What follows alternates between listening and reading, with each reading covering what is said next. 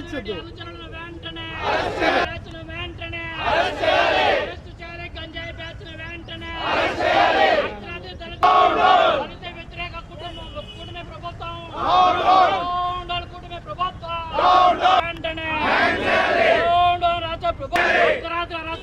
గంజాయి బ్యాచ్ను వెంటనే కడప ఎమ్మెల్యే మాధురెడ్డి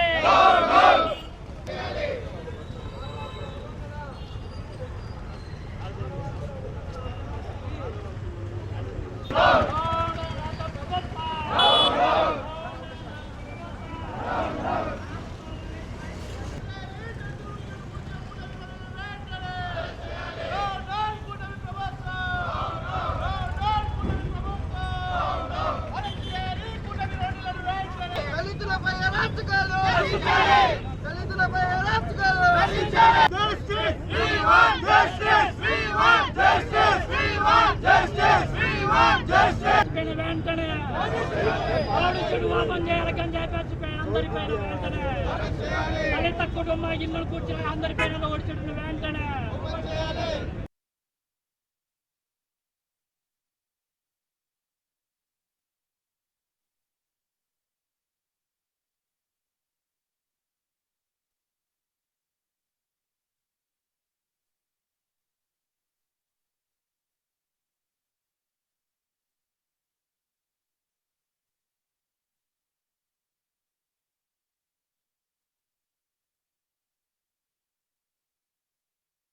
గత 2 రోజుల క్రితము అనగా జనవరి 26వ తారీఖు రిపబ్లిక్ డే నాడు రాజ్యాంగాన్ని అమలు చేసుకున్నటువంటి సందర్భంగా అమల్లోకి వచ్చిన సందర్భంగా కడప నగరంలో అర్ధరాత్రి అల్లరి మూకలు, అది కూడా కడప ఎమ్మెల్యే మాధవిరెడ్డికి సంబంధించినటువంటి బంధువులు ఎస్పీ బంగ్లాకు 1/2 కిలోమీటర్ కూడా దూరం లేదు, ఎమ్మెల్యే ఇంటికి సమీపంలోనే ఒక ఎక్స్ ఆర్మీకి సంబంధించినటువంటి ఇంటిని ఉన్న పలంగా అలరిమూకలంతా పోయి డోజర్లు పెట్టి కూల్చేసినారు. అడ్డపడినటువంటి మహిళలను ఎక్కడ పడితే అక్కడ చేతులు వేసి వాళ్ళను ఇబ్బందులకు గురి చేసినటువంటి వైనం, ఇంట్లో ఉన్నటువంటి వస్తువులను అట్లే కూలగొట్టినటువంటి వైనాన్ని కడప నగరం ఒక్కసారిగా నివ్వరపోయింది.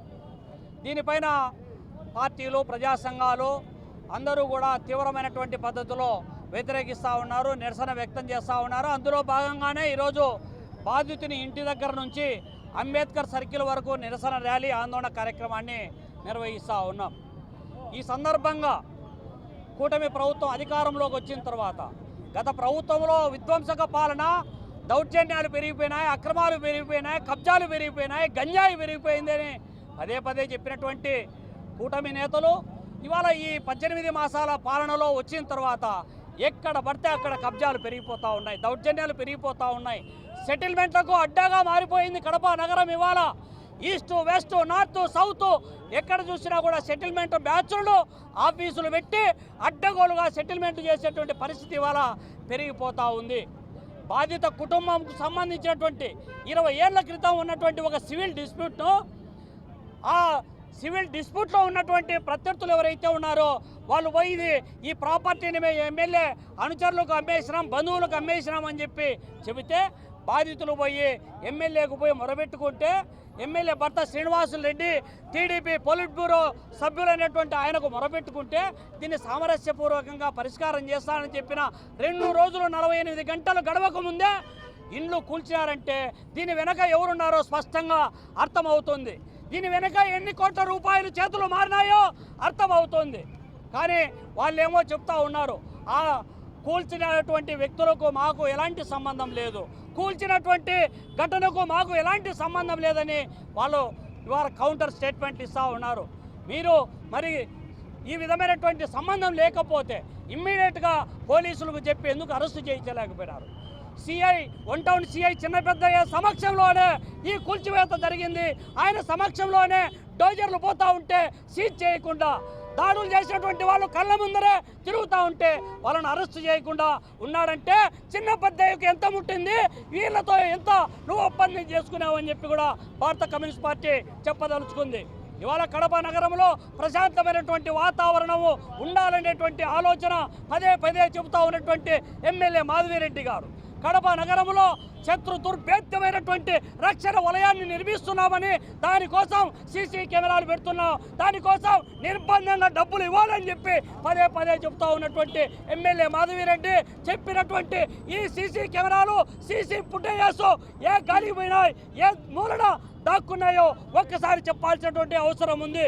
ఈ విధమైనటువంటి ఎంతో దుర్మార్గంగా దళితుని ఇళ్లను కూల్చినటువంటి వీళ్ళను ఇప్పటికీ అరెస్ట్ చేసి రిమాండ్కు పెట్టలేదంటే నీ సీసీ కెమెరాల వ్యవస్థ, నీ నిఘా వ్యవస్థ, పోలీసు వ్యవస్థ ఎవరికి తాకట్టు పెట్టారని చెప్పి మేము అడగదలుచుకున్నాం.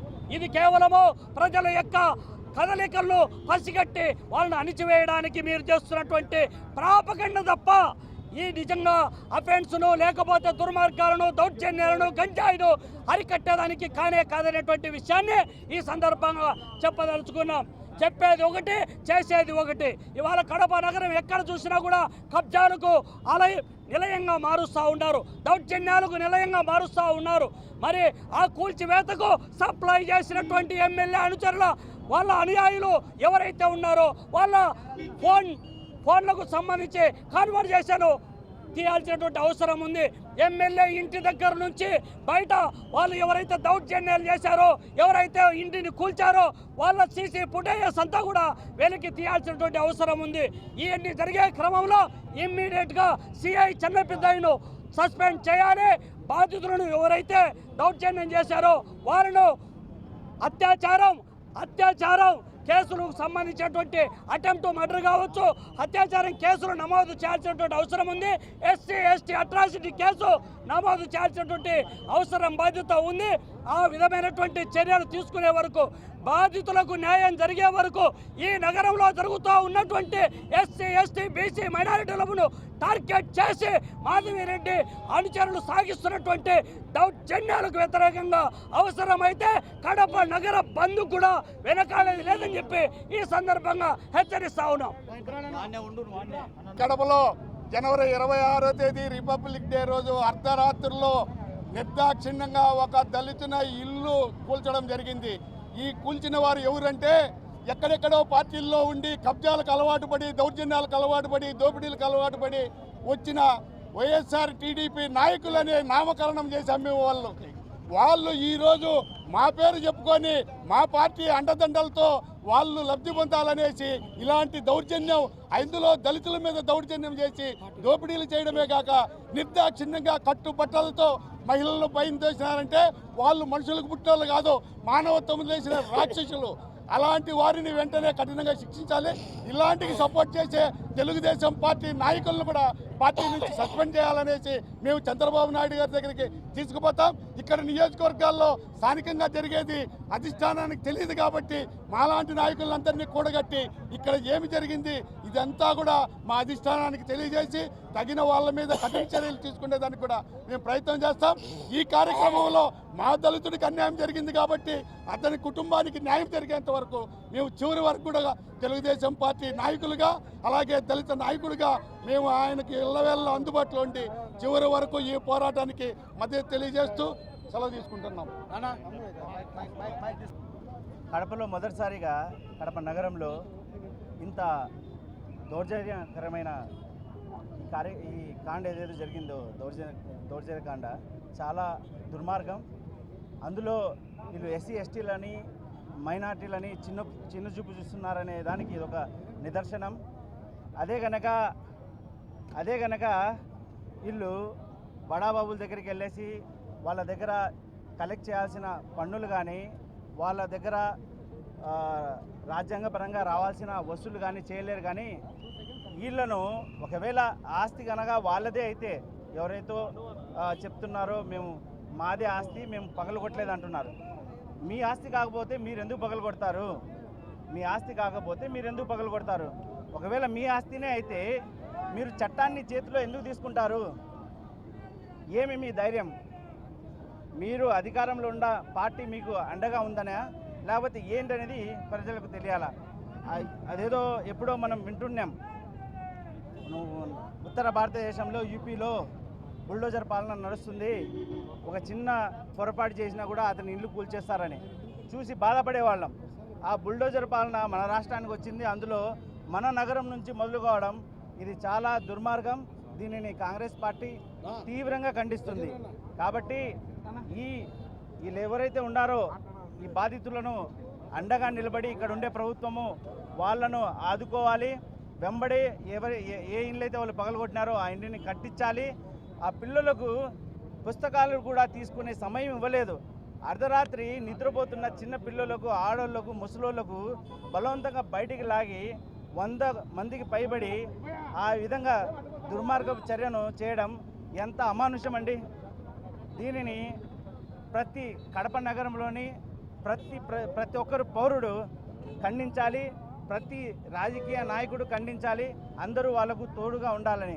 ఈరోజు ఏదైతే ఆ పిల్లోడు చెప్పినారో పుస్తకాలు పోయినాయి, పుస్తకాలు కూడా తీసుకునే అవకాశం ఇవ్వలేదు, 10వ తరగతి చదువుతున్నాడని ఆ ఇంట్లో ఉండే పిల్లోడు, వారికి ఆర్థిక సాయంగా కాంగ్రెస్ పార్టీ పుస్తకాల కొరకు 10,000 ఇవ్వడం జరిగింది.